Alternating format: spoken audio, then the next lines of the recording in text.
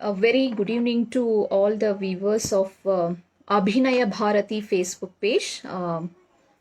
Myself, Srimati Vijayalakshmi Dan Reddy, works for Government First Grade College, Shirsi, as Assistant Professor of English.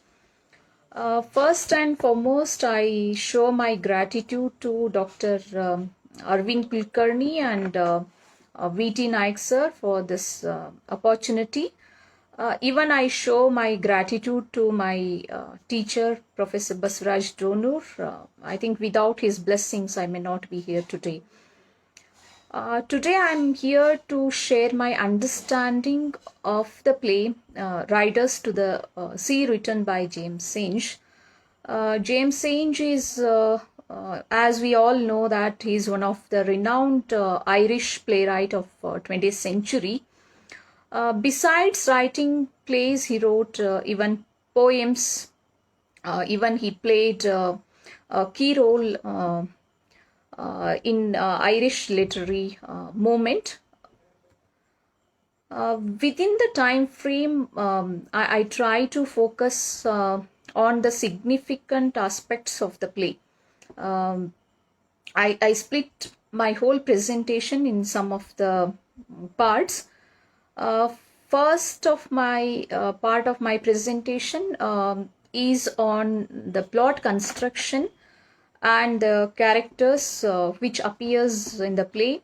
Of course, some of the characters, they appear on the screen, and some of the characters they play a very significant role behind the screen. Later, I try to focus on the significance of reading this play in the era of COVID-19. This is James Synge's first play, and in it he captures the essence of many poor people who were leading a very pathetic life on the Aran Islands, particularly Catholics in this instance. As they struggle against the forces of nature, and even their environment have a huge impact on them. Especially the sea play a vital role in their life. The whole play surrounds the life of Maurya. Maurya is an old woman. At the beginning of the play, it is known that she lost her husband and a few of her sons. And even she dwelt in deep agony due to a series of deaths for which she has been, witness to all the deaths. Here, Maurya's life represents the life of fishermen community on islands. Bartley, a son of Maurya, he is the only son in the family. Besides the risk at the sea, due to the storm, it's inevitable to Bartley to go on sea because the life has to be moved, and he's the only the breadwinner left in the family.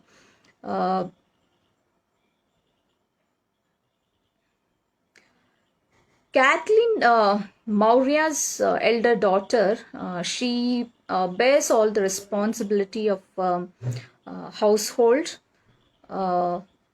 Nora, younger daughter of Maurya, and she assists her, sister. As I already mentioned, the play set on island west of Ireland. Kathleen is kneading duff and spinning thread in their cottage. Nora enters with a bundle in her hand. This is the entry part of the play. The priest, whom Nora has met on the seashore, has given that bundle. That bundle consists of the shirt and stocking of a drowned man in Donegal, an island. Uh, Michael is another son of Maurya. When the play begins, he went on sea. Almost 9 days passed, but he did not return. They all not sure of his survival. They have been witnessing for such incidents, throughout their life. Um, Bartley, of course, knew it very well that to go on sea is very risky due to storm outside. At the cost of life, they have to welcome the risk. This is, I think, a very significant part of the play. No news on Michael's survival or death. And in such a condition, Bartley got ready to go on sea. He wanted to go on for horse fair in Galway across the sea to sell his horses. But Maurya, his mother, uh, Maurya tried to stop him, but he did not give his ears. The horse which he was riding drew him into the sea.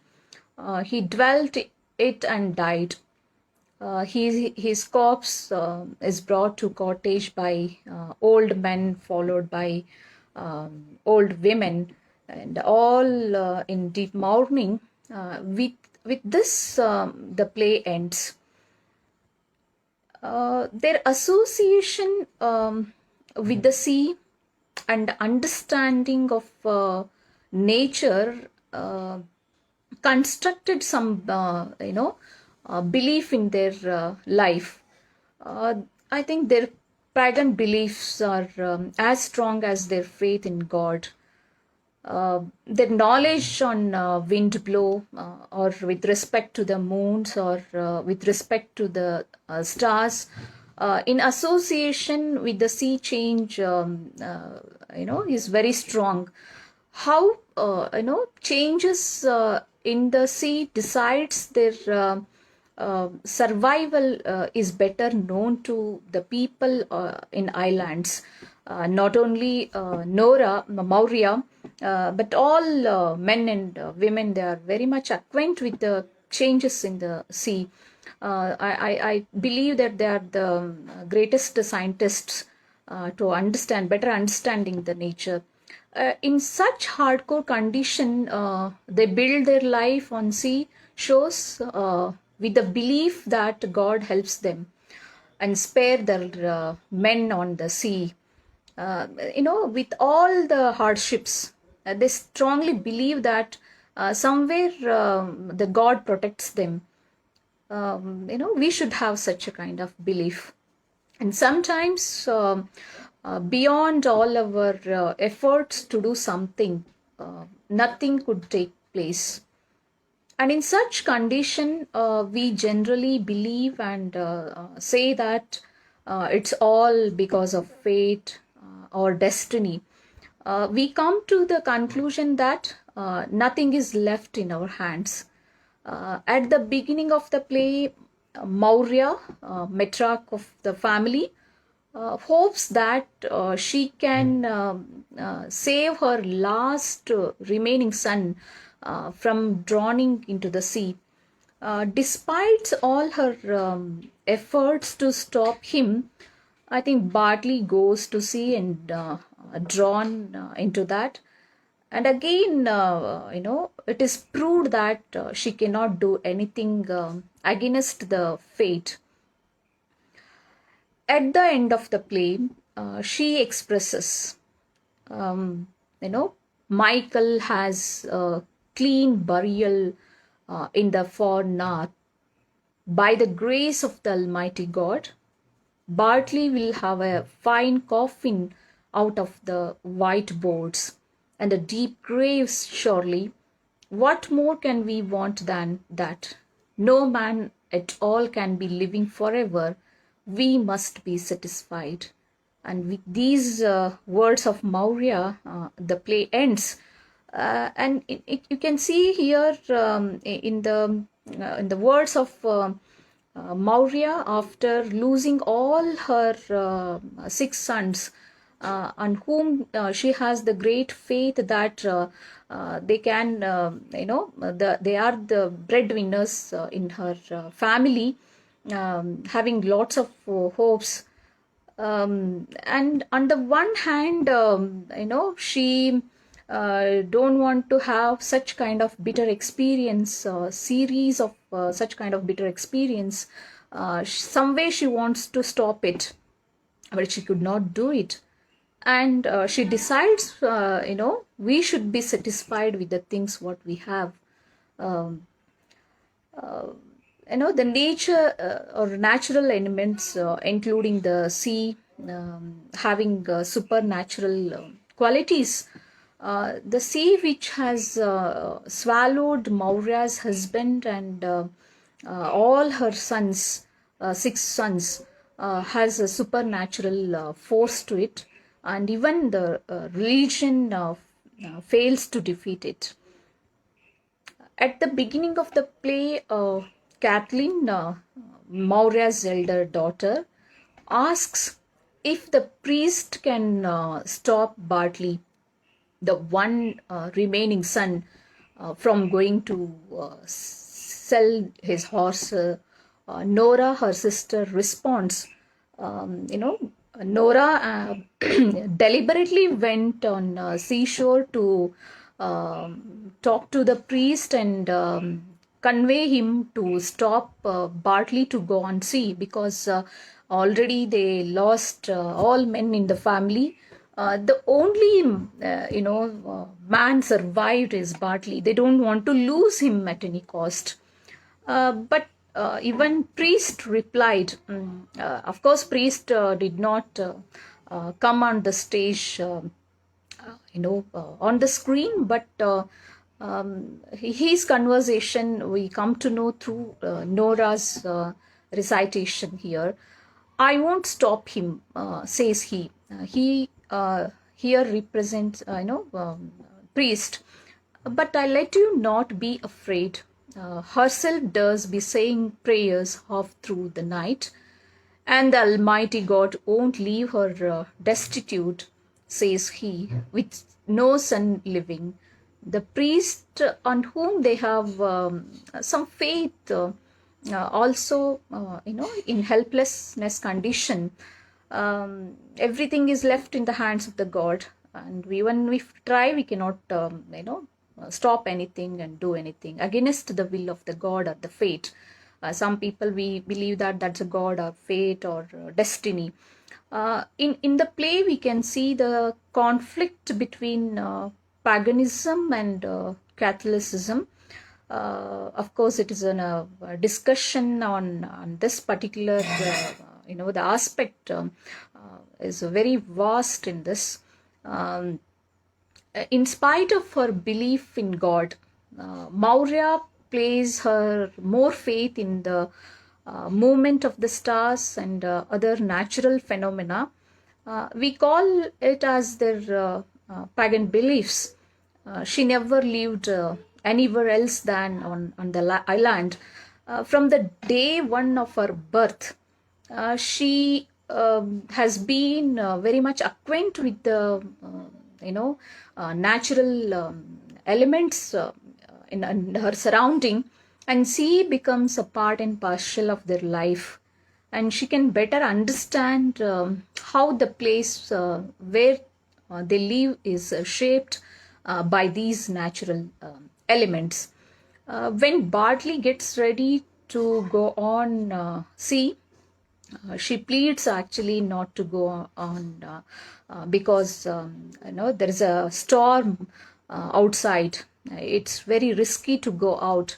Already she lost all her sons, and she says, if it wasn't found itself, that wind is raising the sea, and there was a star up against the moon, and it rising in the night. If it was 100 horses or 1,000 horses, you had yourself. So if the life, if we survive, everything can be done. If there is no life, nothing can be done. This particular the dialogue of Maurya tells us that how she can read the nature, one thing, and the other thing, of course, if you it might be 1,000 horses or 100 horses. It represents the money or the property or anything, whatever we have today with us. It cannot be equal to the life. Of course, I can talk on that particular point later in my second part of the presentation, and how we can bring the relevancy of the play in the era of COVID-19. And the life is on deathbed. Despite this fact, fishermen community in islands lead the life adjusting themselves with the death. In our life, we take a lot of struggle to adjust with the fellow human being as like us. But these people adjusting themselves with the death and leading the life every day. They are prepared to accept this harsh reality. Accepting the reality, of course, is not as easy as we can flow the words. Let me tell, in the play, in Maurya's cottage, we find the tools like whiteboard, rope. They all always keep such tools in their cottage for the preparation of the coffins. And when I read and between the lines of these the tools and everything what they have kept, a few days back I was reading in one of the newspapers, and a coffin maker told that his business has been improving because he's getting a lot of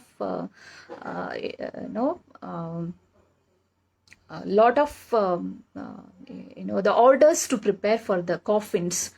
But simultaneously he's expressing his deep sorrow.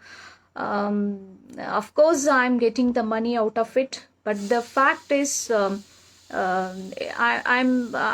feeling like I'm building the castle on the the corpse of people.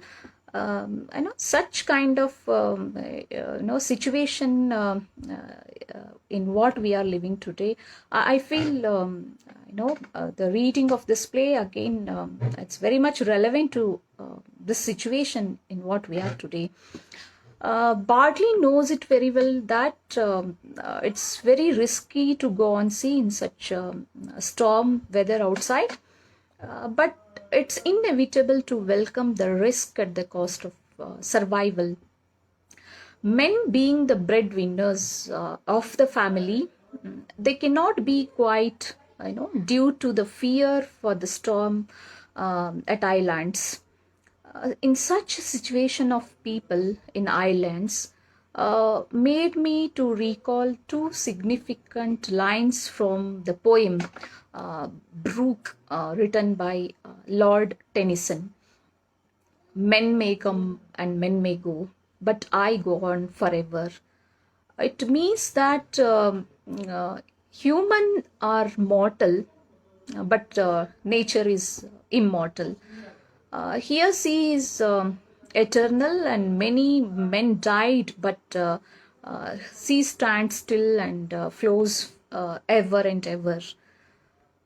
Kathleen and Nora, daughters of Maurya, seems very practical and realistic.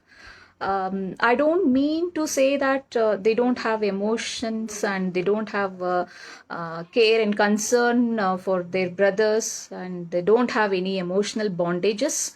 But Maurya, an age-old woman, when she lost all her strength, not physically, even mentally and psychologically, she has been collapsing every day.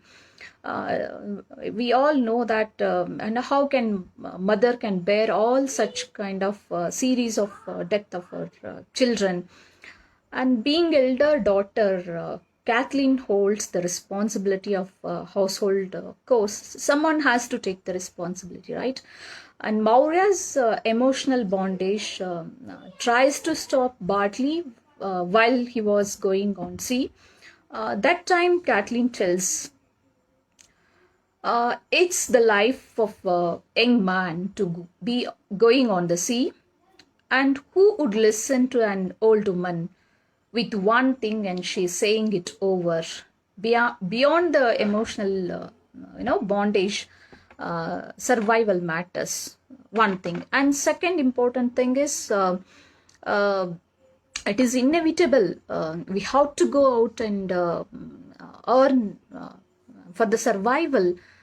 It is inevitable. And with respect to the men, they have to be on sea, because without that we don't have any elements for earning our bread.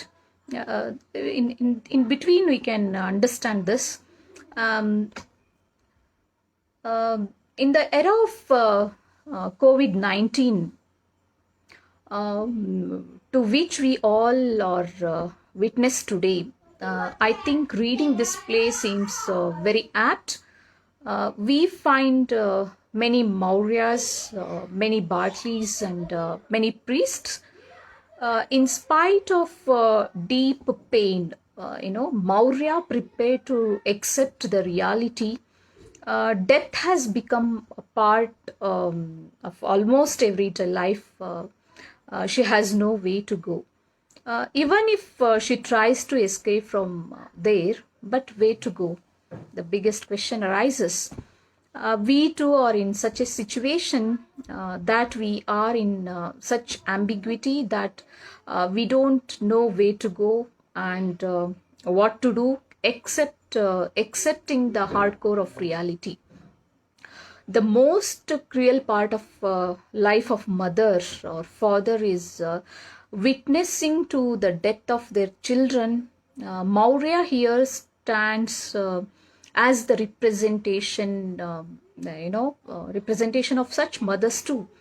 As the death knocks the door of cottage of fishermen almost every day at islands in the play, the pandemic disease today knocking the doors of many families, poor people struggling between life and death.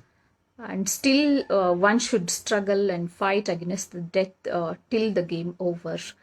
Every day, poor people have been in between the death and life.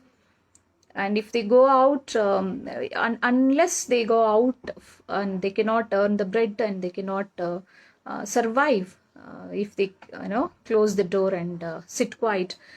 If they go out, they have to welcome the risk, as Bartley does.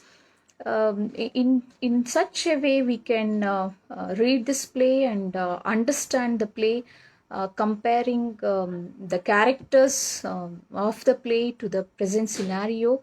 I have chosen this play because of that intention, because it is very apt to the present scenario. I think with these lines, I conclude. In fact, there are many elements we can study and understand this play from the one aspect, that is gender core, and men as the breadwinner of the family, and women keeping among the four walls and taking all the responsibilities of the household core. I know every day they have been experiencing such a kind of bitter situations, and still they accept what the life they have, and they start moving each and every day. With these words, I conclude. Once again, I extend my gratitude to Dr. Arvind Kulkarni and Dr. V.T. Naik sir for this opportunity to share my understanding on the play. And I thank all the viewers of Abhinaya Bharati Facebook page for your patience listening. Thank you so much. Take care and have social distance. Good night. Thank you.